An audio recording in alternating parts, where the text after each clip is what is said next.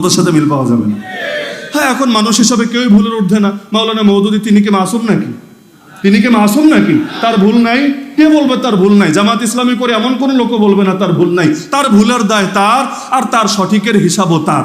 আমাদের জন্য তিনি কোন আকীদার ইমামও না, মাযহাবের ইমামও না। এজন্য গঠনতন্ত্র খুলেই দেখেন না, লেখা আছে জামাতের কর্মীদের আকীদা কি হবে। আমিও তো ওই রোকন কন্ট্যাক্ট দিতে দিতে কেন্দ্র পর্যন্ত গিয়ে এগুলো মুখস্থ হয়ে গেছে আর কি, যে জামাত ইসলামীর আকীদা কি হবে।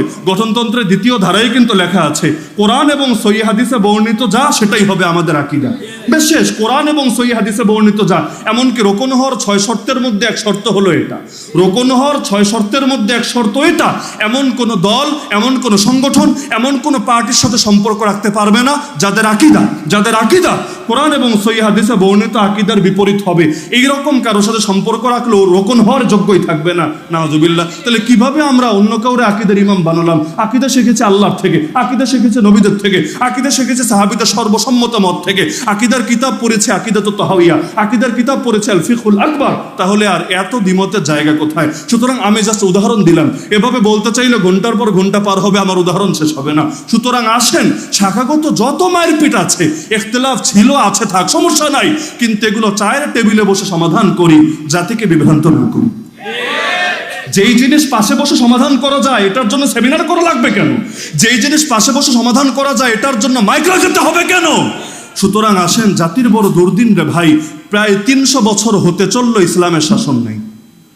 কয় বছর? প্রায় 300 বছর। 1757-তে ওই 1204-5 ইসলাম ঢুকলো, আর 1757-তে নবাব সিরাজউদ্দৌলার পতনের মাধ্যমে এই অঞ্চল থেকে চিরতরে ইসলামী শাসন সমাপ্ত হয়ে গেল। এরপর ব্রিটিশ যুগ গেল, পাকিস্তানের যুগ গেল, বাংলাদেশের বয়সও 50+ হয়ে গেল। এখনো পর্যন্ত এক দিনের জন্য, এক মিনিটের জন্য, এক সেকেন্ডের জন্য ইসলাম কায়েম হয় নাই। সুতরাং আসেন, সব দল ভুলে, সব মত ভুলে আমরা আগে ইসলামটাকে প্রতিষ্ঠিত করি। এরপর আপনার সাথে আমার কি ভিন্ন মত, আমার সাথে আপনার কি ভিন্ন মত, সমাধান করা যাবে। মূলে যেহেতু ভিন্ন মত নাই, আসেন আগে মূলটাকে সবাই মিলে আঁকড়ে ধরি। পারবেন তো ইনশাআল্লাহ?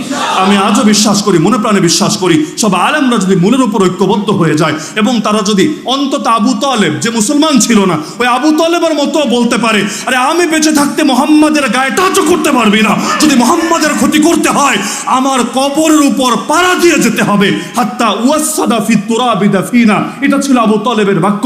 আরে কোনো হুজুরের মতো না হলেও অন্তত আবু তালেবের মতো হুঙ্কার দেন না যে আমরা যতদিন বেঁচে আছি, যতদিন আমাদের ভেতরে প্রাণ আছে, যতদিন সেই প্রাণে স্পন্দন আছে, যতদিন ধমনীতে রক্ত প্রবাহিত আছে, তোমরা যতই ষড়যন্ত্র করো, যতই চক্রান্ত করো, এই দেশ থেকে ইসলামী বিপ্লবের বীজ তোমরা সরাতে পারবা না। এমনকি আমাদের হাতে প্রয়োজনে হাত করা পড়ো, আমাদেরকে নিয়ে জেলে ভরে দাও, আমাদেরকে গুম করো, আমাদেরকে খুন করো, প্রয়োজনে আমাদের স্ত্রীরা বিধবা হোক, আমাদের সন্তান এতিম হোক, আমাদের বাপের কোল খালি হোক, মার চোখ থেকে পানি ঝরুক, কিন্তু মনে রাখো যতদিন পর্যন্ত আমরা বেঁচে আছি বাতিলের সামনে মাথা নত করবো না, প্রয়োজনে রক্তের সাগর ভরিয়ে দিব, কিন্তু আল্লাহর দিন থেকে সরবো না।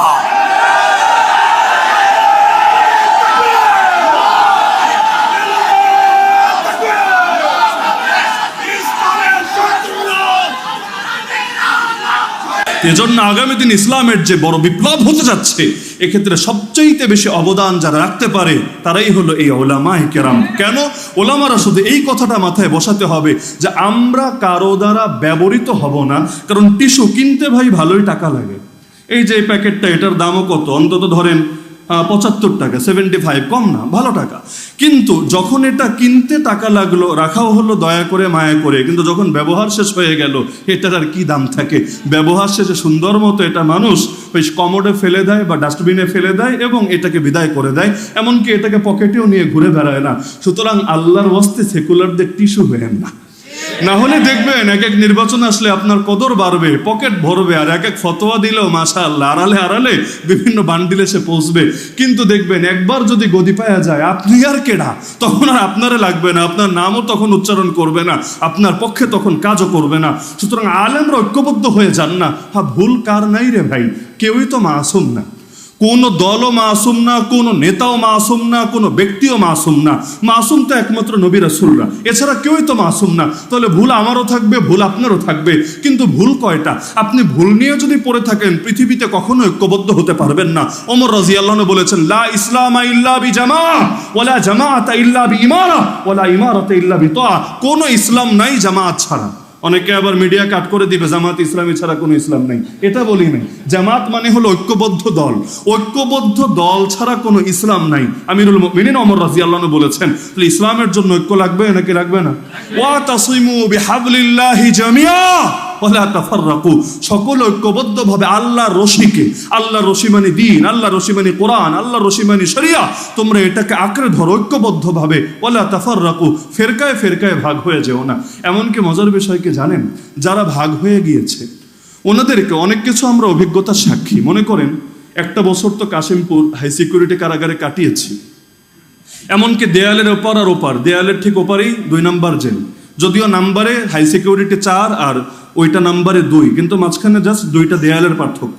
দেয়ালের ওপারেই ছিলেন মুফাসসিরে কোরআন আল্লামা দেলোয়ার হোসেন সাইদী রাহমাতুল্লাহ। এবং স্বপ্ন দেখতাম যে একদিন ইনশাআল্লাহ আমিও বের হব, তিনিও বের হবেন, সামনাসামনি বসে তাফসীর শুনবো। যদিও সৌভাগ্য আর হয় নাই, আল্লাহ তাআলা তাকে এর আগেই শাহাদাতের মর্যাদা দান করেছেন। তো ওই সময় জেলের মধ্যে আমরা দেখতাম যেই মানুষগুলো এত বছর মাইক পেলে একজন আরেকজনের 14 গোষ্ঠী উদ্ধার করত, একজন আরেকজনের ফতোয়া দিয়া জাহান্নামের টিকিট ধরায় দিত, ওই মানুষগুলো মাশাআল্লাহ এক প্লেটে খাচ্ছে, একজন অসুস্থ হলে আরেকজন সেবা করছে, কখনো একজন আরেকজনকে বলছে যে আমি কাপড়টাও ধুয়ে দিব কিনা। এই যে এক মিল মহাব্বত, এমনকি এবার যে সবচাইতে বেশি ঐক্য দেখেছেন, ঐক্যের যে নজির দেখেছেন, এরও সবচাইতে বড় ক্রেডিট হলো জেলখানার। হাসিনা জেলখানায় ঢুকিয়েছিল যে হুজুরদেরকে শেষ করে দিব, কিন্তু হুজুররা আরো শক্তিশালী হয়ে ফিরে এসেছে, কারণ একসঙ্গে থাকতে থাকতে মিল মহাব্বত বেড়েছে।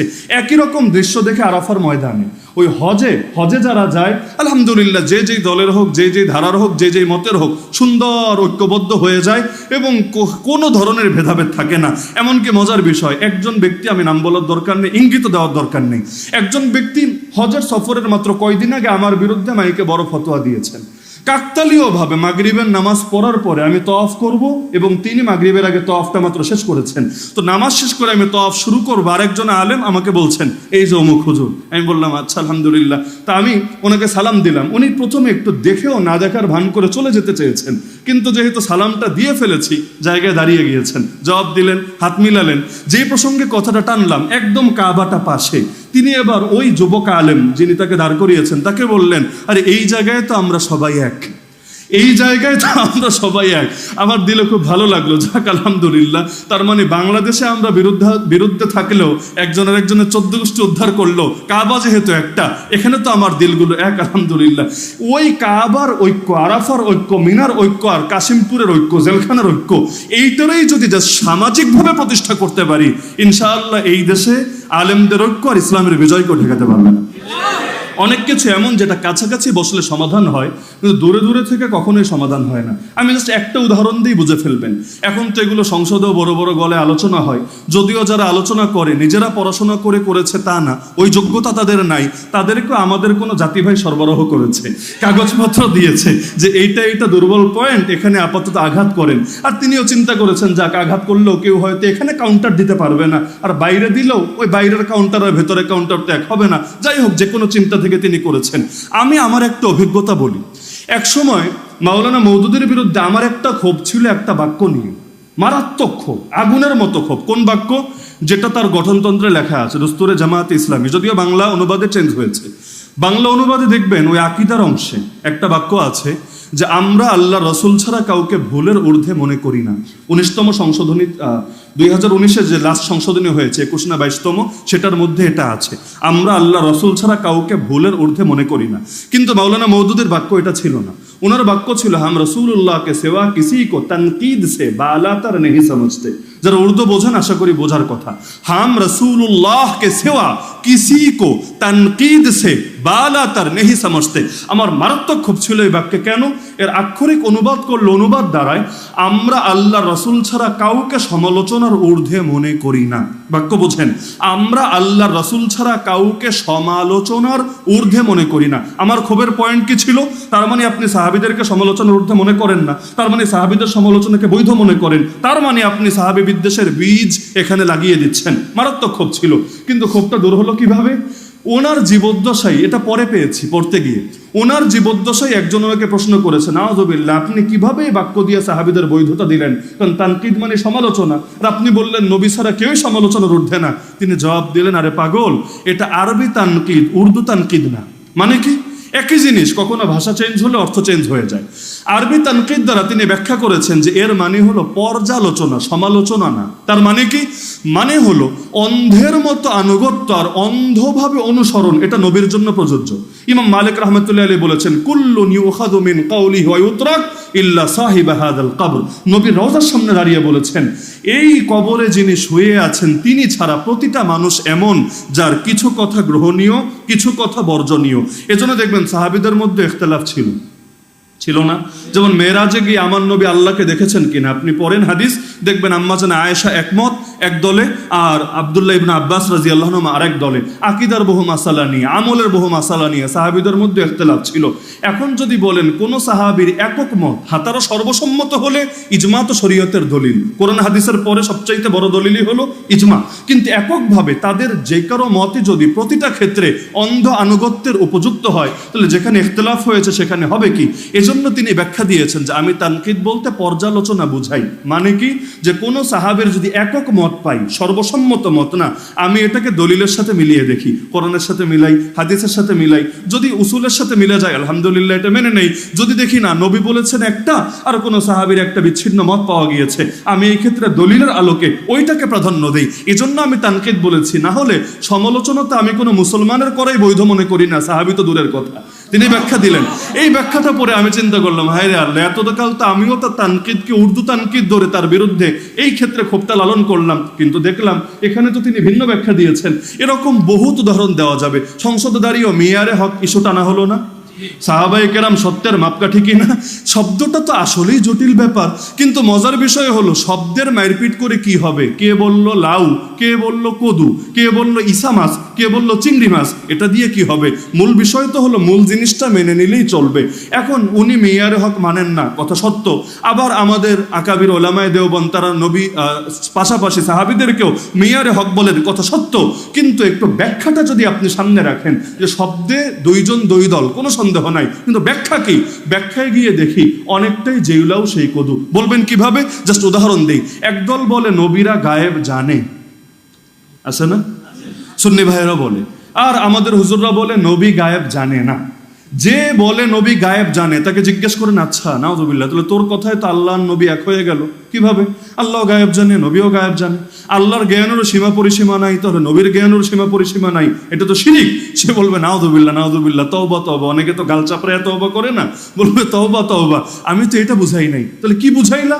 আমি তো বুঝিয়েছি নবী এমন অনেক খবর দিয়েছেন যেটা আমরা চোখ দিয়ে দেখবো না, কান দিয়ে জানি না, যেটা আমরা অন্তর দিয়েও ভাবতে পারি না, আকুলেও ধরে না, কিন্তু এমন অনেক কিছু নবী বলে গিয়েছেন। যেমন দাজ্জালের সংবাদ, নবী ঈসার আগমনের সংবাদ, মাহদির সংবাদ, কিয়ামতের সংবাদ, জান্নাত জাহান্নামের সংবাদ, এগুলো তো সব গায়েব। নবী এগুলো বললেন কিভাবে? না জানলে। তার মানে আল্লাহ তাকে জানিয়েছেন। তার মানে তার কথার অর্থ দাঁড়াচ্ছে নবীরে গায়েব জানে, এর মানে এটা না আল্লাহ সমান বানিয়েছে, বরং সে বোঝাতে চায় যে আল্লাহ নবীকে গায়েবের অনেক এলেম ঢেলে দিয়েছে। এমনকি আমরা সবাই মিলে যা জানি, সৃষ্টির শুরু থেকে শেষ সবাই মিলে যা জানে, নবীকে আল্লাহ এর চাইতেও বেশি এলেম দিয়ে দিয়েছে। এবার আমরা যারা বলি নবী গায়েব জানে না, এদেরকে জিজ্ঞেস করেন, ছি, তাহলে তুই কি বলতে চাস যে নবী জান্নাত জাহান্নামের খবর দেয় নাই, কবরের খবর দেয় নাই, এবং ইমাম মাহদি, দাজ্জাল, ঈসা এই খবরগুলো দেয় নাই? বলবেন হাউজুবিল্লাহ, আমরা তো এটা বলি না। তাহলে কি বলো? আমরা বলি আল্লাহ নবীকে যা জানিয়েছেন নবী তা জানেন, আল্লাহ নবীকে যা জানান নাই নবী নিজের থেকে জানেন না। তার মানে আল্লাহর জ্ঞান নিজস্ব আর নবীর জ্ঞান আল্লাহর দেওয়া। একইভাবে আল্লাহ হলেন, আল্লাহর জ্ঞানের সীমা নাই আর নবীর জ্ঞানের তো অবশ্যই সীমা পরিসীমা আছে। তাহলে ঘুরে ফিরে দাঁড়াচ্ছে কি? এ বলছে একভাবে, ও বলছে আরেকভাবে, তো ব্যাখ্যায় আসলে দেখা যাচ্ছে দিন শেষে একই হয়ে যাচ্ছে। এজন্য মারিফুল কোরআন পড়লেও দেখবেন মুফতি শফি আলাইহির রহমা এভাবে বলতে নিষেধ করেছেন যে ডাইরেক্ট বইল না নবী গায়েব জানে না, এতে কেউ কেউ ভুল অর্থ দাঁড় করাতে পারে। এজন্য আমিও বলি কিভাবে, আমি আপনাদেরকে শোনাচ্ছি, আপনারা সবাই ওলামায়ে কেরাম আমার ভুল হলে ধরায় দিয়েন। আমিও বলি এভাবে যে নবী ওই গায়েবগুলো জানতেন যেগুলো আল্লাহ তাকে জানিয়েছেন, আর আল্লাহ যা জানান জানান নাই, নবী নিজের থেকে তা জানেন না। এজন্য জিবরিল আলাইহিস সালাম এসে প্রশ্ন করলো কিয়ামত কবে? নবী বলল, আরে প্রশ্নকারীর চাইতে যারে প্রশ্ন করলা সে বেশি জানে না। তো আমি যেভাবে বললাম বিতর্ক খতম হয়ে যায় কি না? যারা বলছেন সাহাবায়ে কেরাম মেয়ারে হক, সত্যের মাপকাঠি, তাদেরকে জিজ্ঞেস করেন এর মানেটা কি, এর অর্থটা কি? তারা বলবেন এর অর্থ হলো আমাদের ঈমান সাহাবীদের ঈমানের মতো হতে হবে, আমাদের আমল সাহাবীদের আমলের মতো হতে হবে, আমাদের চরিত্র সাহাবীদের চরিত্রের মতো হতে হবে, আমাদের দ্বীনের বুঝ সাহাবীদের দ্বীনের বুঝের মতো হতে হবে। এক কথায় তারা আমাদের জন্য আইকন হবেন, মডেল হবেন, আদর্শ হবেন, অনুকরণীয় হবেন। এটাই তো, নাকি ভিন্ন মতো সুযোগ আছে? এটাই তো। এবার আপনি মাওলানা মওদুদীকে জিজ্ঞেস করেন, আচ্ছা আপনি কি সাহাবীদেরকে আদর্শ মানেন না? আমাদের ঈমান তাদের ঈমানের মতো হওয়া লাগুক, এটা আপনি মানেন না? আমাদের আমল তাদের আমলের মতো হওয়া লাগুক, এটা মানেন না? তিনি বলবেন অবশ্যই মানি। এমনকি যেই বাক্য নিয়ে এত বিতর্ক, পরের বাক্য দেখলে বিতর্ক থাকে না। তিনি বলেছেন আমরা নবী ছাড়া কাউকে মেয়ারে হক মানি না, কিন্তু আমরা এই মূলনীতিতে সবাইকে মেপে দেখি এবং যার যতটুকু প্রাপ্য সেটা মেপে দেখি। এবং তিনি নিজেই বলেছেন সাহাবায়ে কেরাম এই মানদণ্ডে শতভাগ উত্তীর্ণ। তাহলে আমরা তো হুজুরদেরও ভাই অনুসরণ করি, এজন্য না তারা আমাদের নবী, বরং এজন্য যে তাদের কাজগুলো নবীর সাথে মিলে যাচ্ছে। তা আমরা সাহাবীদের অনুসরণ করি এজন্য না যে তারা ওহীপ্রাপ্ত, এজন্য না যে তারা মাসুম, বরং এজন্য মাসুম নবীর উপর ওহীর মাধ্যমে আল্লাহ যা শিখিয়েছেন তারা হুবহু সেটাকে অনুসরণ করে আমাদের আদর্শ হয়ে গিয়েছেন।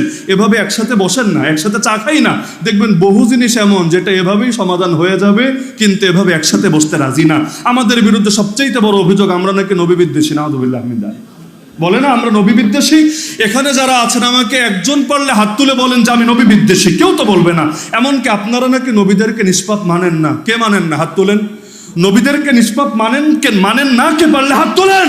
তাহলে এই যে সংসদের মতো জায়গায় দাঁড়িয়ে বলা হচ্ছে যে জামাত ইসলাম ইসমতে আম্বিয়া মানে না, মওদুদী ইসমতে আম্বিয়া মানে না। আরে যে ইসমতে আম্বিয়া মানে না সে তো ডাইরেক্ট কাফের। নবীদের নিষ্পাপ যদি না মানে সে তো কাফের। তাহলে কাফের বল, একদিকে বলবি নবী বিদ্বেষী, আর একদিকে বলবি সাহাবী বিদ্বেষী, আর একদিকে বলবি না তারাও মুসলমান। আরে বেটা তোর আগের কথা আর পরের কথাই তো সাংঘর্ষিক।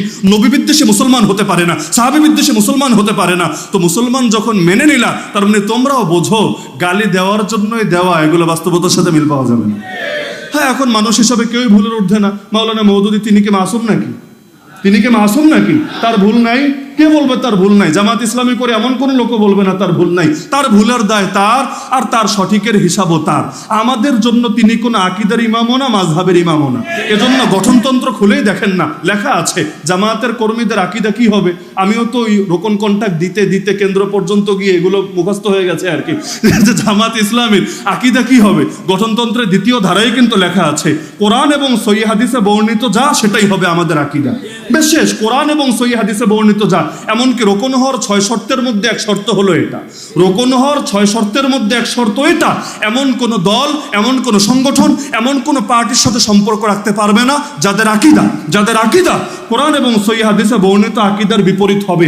এইরকম কারো সাথে সম্পর্ক রাখলেও রোকন হওয়ার যোগ্যই থাকবে না। নাউযুবিল্লাহ। তাহলে কিভাবে আমরা অন্য কাউরে আকীদার ইমাম বানালাম? আকীদা শিখেছে আল্লাহর থেকে, আকীদা শিখেছে নবীদের থেকে, আকীদা শিখেছে সাহাবীদের সর্বসম্মত মত থেকে, আকীদার কিতাব পড়েছে আকীদাতুত তাহাওয়িয়া, আকীদার কিতাব পড়েছে আল ফিকহুল আকবার। তাহলে আর এত দ্বিমতের জায়গা কোথায়? সুতরাং আমি জাস্ট উদাহরণ দিলাম। এভাবে বলতে চাইলে ঘন্টার পর ঘন্টা পার হবে, আমার উদাহরণ শেষ হবে না। সুতরাং আসেন, শাখাগত যত মারপিট আছে, ইখতিলাফ ছিল, আছে, থাক, সমস্যা নাই, কিন্তু এগুলো চায়ের টেবিলে বসে সমাধান করি, জাতিকে বিভ্রান্ত না করি। যেই জিনিস পাশে বসে সমাধান করা যায় এটার জন্য সেমিনার করা লাগবে কেন? যেই জিনিস পাশে বসে সমাধান করা যায় এটার জন্য মাইক লাগাতে হবে কেন? সুতরাং আসেন, জাতির বড় দুর্দিন রে ভাই, প্রায় 300 বছর হতে চললো ইসলামের শাসন নেই। কয় বছর? প্রায় 300 বছর। 1757-তে ওই 1204-5 ইসলাম ঢুকলো, আর 1757-তে নবাব সিরাজউদ্দৌলার পতনের মাধ্যমে এই অঞ্চল থেকে চিরতরে ইসলামী শাসন সমাপ্ত হয়ে গেল। এরপর ব্রিটিশ যুগ গেল, পাকিস্তানের যুগ গেল, বাংলাদেশের বয়সও 50+ হয়ে গেল। এখনো পর্যন্ত এক দিনের জন্য, এক মিনিটের জন্য, এক সেকেন্ডের জন্য ইসলাম কায়েম হয় নাই। সুতরাং আসেন, সব দল ভুলে, সব মত ভুলে আমরা আগে ইসলামটাকে প্রতিষ্ঠিত করি। এরপর আপনার সাথে আমার কি ভিন্ন মত, আমার সাথে আপনার কি ভিন্ন মত, সমাধান করা যাবে। মূলে যেহেতু ভিন্ন মত নাই, আসেন আগে আগে মূলটাকে সবাই মিলে আঁকড়ে ধরি। পারবেন তো ইনশাআল্লাহ? আমি আজও বিশ্বাস করি, মনে প্রাণে বিশ্বাস করি, সব আলেমরা যদি মূলের উপর ঐক্যবদ্ধ হয়ে যায় এবং তারা যদি অন্তত আবু তালেব, যে মুসলমান ছিল না, ওই আবু তালেবের মতো বলতে পারে, আরে আমি বেঁচে থাকতে মোহাম্মদের গায়ে টাচও করতে পারবি না, যদি মোহাম্মদের ক্ষতি করতে হয় আমার কবরের উপর পাড়া দিয়ে যেতে হবে, হাত্তা ওয়াসাদা ফি তুরাবি দাফিনা। এটা ছিল আবু তালেবের বাক্য। আরে কোনো হুজুরের মতো না হলেও অন্তত আবু তালেবের মতো হুঙ্কার দেন না যে আমরা যতদিন বেঁচে আছি, যতদিন আমাদের ভেতরে প্রাণ আছে, যতদিন সেই প্রাণে স্পন্দন আছে, যতদিন ধমনীতে রক্ত প্রবাহিত আছে, তোমরা যতই ষড়যন্ত্র করো, যতই চক্রান্ত করো, এই দেশ থেকে ইসলামী বিপ্লবের বীজ তোমরা সরাতে পারবা না। এমনকি আমাদের হাতে প্রয়োজনে হাত করা পড়ো, আমাদেরকে নিয়ে জেলে ভরে দাও, আমাদেরকে গুম করো, আমাদেরকে খুন করো, প্রয়োজনে আমাদের স্ত্রীরা বিধবা হোক, আমাদের সন্তান এতিম হোক, আমাদের বাপের কোল খালি হোক, মার চোখ থেকে পানি ঝরুক, কিন্তু মনে রাখো যতদিন পর্যন্ত আমরা বেঁচে আছি বাতিলের সামনে মাথা নত করবো না, প্রয়োজনে রক্তের সাগর ভরিয়ে দিব, কিন্তু আল্লাহর দিন থেকে সরব না।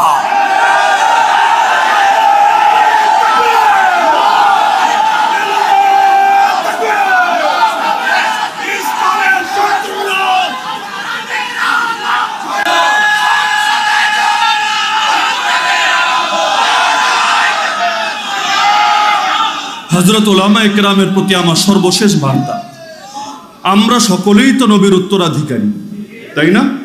নবীর উত্তরাধিকারী এটাকে শুধু মর্যাদা হিসাবে নিয়েন না, দায়িত্ব হিসাবেও নেন। নবীর উত্তরাধিকারী খালি মর্যাদা না যে চিনোস আমারে বেড়া আমি তো নবীর উত্তরাধিকারী না, ওই ফজিলত আমাদের মার্কেটিং করা লাগবে না, দায়িত্ব হিসাবে নেন। নবীর দায়িত্ব ছিল যা, আমাদেরও দায়িত্ব হবে তা। নবী যেভাবে দ্বীনের জন্য নিজের রক্ত ঝরিয়েছেন, আমরাও দ্বীনের জন্য নিজের রক্ত ঝরাতে পারবো ইনশাআল্লাহ। জাস্ট আমি আমার মাথায় এটা বসালেই চলবে, প্রত্যেকে এটা বসালেই চলবে, আমার নবীর গালে যদি চর মারা হতে পারে, আমার গাল নবীর গালের চাইতে বেশি দামি না। আমার নবীর দান মোবারক যদি শহীদ হতে পারে, আমার দাঁত নবীর দাঁতের চাইতে বেশি দামি না। আমার নবীর আঙ্গুল কেটে যদি রক্ত ঝরতে পারে, আমার আঙ্গুল নবীর আঙ্গুলের চাইতে বেশি দামি না। আমার নবীর গলায় চাদর পেঁচিয়ে শ্বাসরুদ্ধ করে নামাজের মধ্যে যদি হত্যা করার চেষ্টা হতে পারে, আরে আমার গলা নবীর গলার চাইতে বেশি দামি না। আমার নবী যদি ক্ষুধার জ্বালায় পেটে পাথর বাঁধতে পারে, আরে আমার পেট নবীর পেটের চাইতে বেশি দামি না। আমার নবী যদি 3 বছরের বেশি জেল খাটতে পারে, অবরুদ্ধ থাকতে পারে, আমার জীবনের বছরগুলো নবীর চাইতে বেশি দামি না। আমার নবী যদি নিজের দেশ ত্যাগ করতে বাধ্য হতে পারে, আরে আমার গৃহ, আমার এলাকা, আমার সমাজ, আমার থানা, আমার জেলা কোনোটাই নবীর চাইতে বেশি দামি না। এমনকি এত কিছুর পরও আমার নবী যদি দ্বীনের পথ না ছাড়ে, আমরাও পাপী উম্মত নবীর দেখানো আদর্শ অনুসারে কিছুতেই দ্বীনের পথ ছাড়তে পারি না। তাহলে আমাদের সকলের প্রেরণা হোক এটা, নাহনুল্লাযীনা বায়াউ মুহাম্মাদা আলাল জিহাদি মা বাকিনা আবাদা।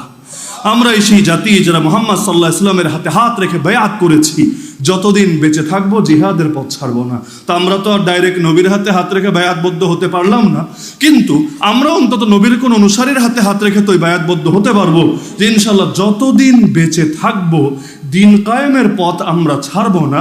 এতে যদি খালেদ বিন ওয়ালিদ হওয়া লাগে তাও হব, যদি বেলালে হাবশি হওয়া লাগে তাও হব, যদি তয়েফের মতো মাইর খাওয়া লাগে তাও আলহামদুলিল্লাহ, আর যদি বদরের মতো কখনো দেওয়া লাগে তাও আলহামদুলিল্লাহ।